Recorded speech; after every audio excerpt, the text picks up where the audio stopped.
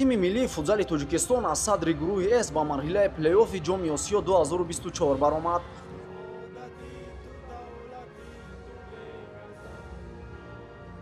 дар бозии охири марҳилаи гурӯҳӣ миллипӯшони тоҷик бо қаҳрамони феълии Осиё мунтахаби ҷопон сабқат намуданд ва ин тимро аз идомаи мубориза дар ҷоми Осиё бенасиб намуданд.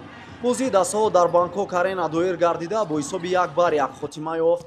аз оғози рақобат ҳар ду даста аз он ҷумла миллипӯшони тоҷик зуд ба хати ҳамла мегузаштанд ва дар назди дарвозаи рақиб ҳолатҳои хатарноки голзаниро созмон медоданд.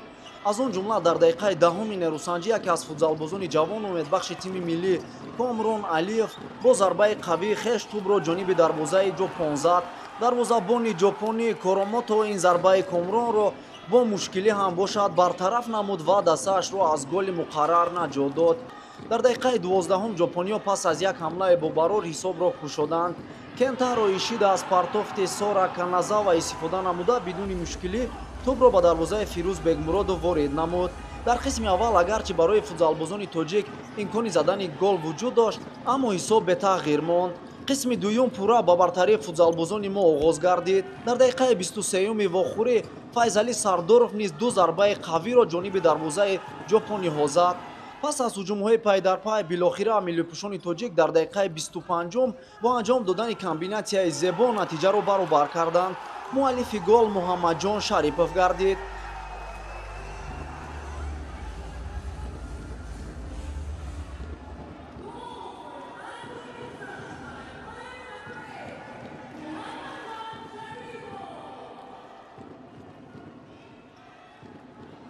то сонияҳои охир футзалбозони ҷопон талош намуданд то ба пирӯзӣ даст ёбанд, аммо сади гузоштаи футзалбозони тоҷик нагузошт тӯб дарвозаи онҳоро рахна намояд.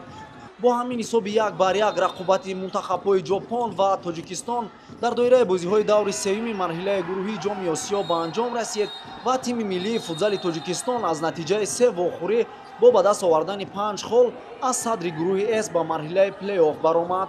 лозим ба ёдоварист ки миллипӯшони тоҷик дар бозии аввал бо ҳисоби 2-0 бар Кореяи ҷанубӣ дастболо гардиданд ва бозии дуюми худро дар баробари Қирғизистон бо натиҷаи 2-2 намуданд. рақобати дигари гурӯҳи мазкур миёни мунтахабҳои Кореяи ҷанубӣ ва Қирғизистон бо ҳисоби 5-5 хотима ёфт. аз зинаи дуюми гурӯҳи мазкур мунтахаби Қирғизистон роҳи хешро ба марҳилаи плей-офф ҳамвор кард. дар марҳилаи чорякниҳоӣ миллипӯшони тоҷик бо дастаи дуюми гурӯҳи Д мубориза мебаранд. баъд аз бозӣ бо Қирғизистон он иштибоҳие кардем дар охири бозӣ гӯш кардем ки иштибоҳи ба роҳ надиҳем ва ҳарифро хеле хуб таҳлил карда будем ва ин як чизи аст ки бачаҳо хеле хуб бозӣ кардан ва мо бояд фахр кунем ки чунин бозигарон дорем.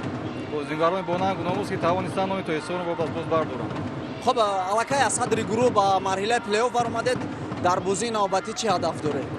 ҳадаф фақат ғалаба кардан ва зарраи ҳам бошад номи ватан Тоҷикистонро боло бурдан аст.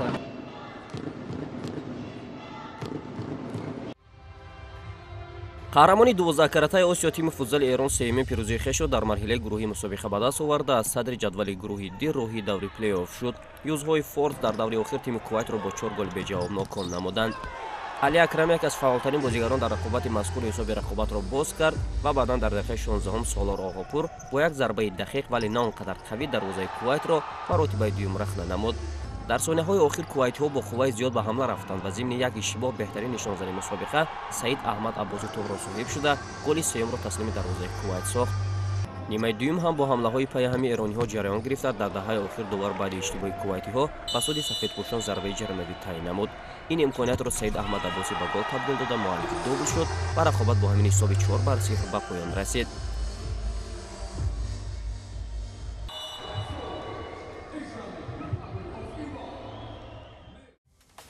ҳамчунин дар даври охири гурӯҳи Ди мусобиқа тими Афғонистон дар як рақобати бисёр мушкил бар Баҳрайн бо ҳисоби 3-2 зафар ёфта аз зинаи дуюм ба даври плей-офф роҳ ёфт.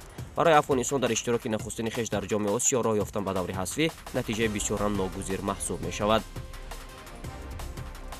ҳамин тавр баъди хатми рақобатҳои гурӯҳӣ ҷуфтҳои даври плей-офф муайян шуданд. тими футзали Тоҷикистон ки аз садри ҷадвал ба ин марҳила омад бо яккашчини Афғонистон бозӣ хоҳад кард. серҷоизатарин тими қора дастаи футзали Эрон бо Қирғизистон андари майдони рақобат мешавад. футзалбозони Ӯзбекистон бо Ветнам ва мезбони мусобиқа тими Тайланд бошад бо Ироқ барои роҳ ёфтан ба даври нимниҳоӣ бозӣ мекунад. Бояд гуфт ки ғолибони рақобатҳои даври чоракниҳоӣ роххати мустақими қаҳрамони ҷаҳонро ки соли ҷорӣ дар Ӯзбекистон доир мешавад ба даст меоранд. Рақобатҳои даври плей-офф 24 апрел доир мешаванд.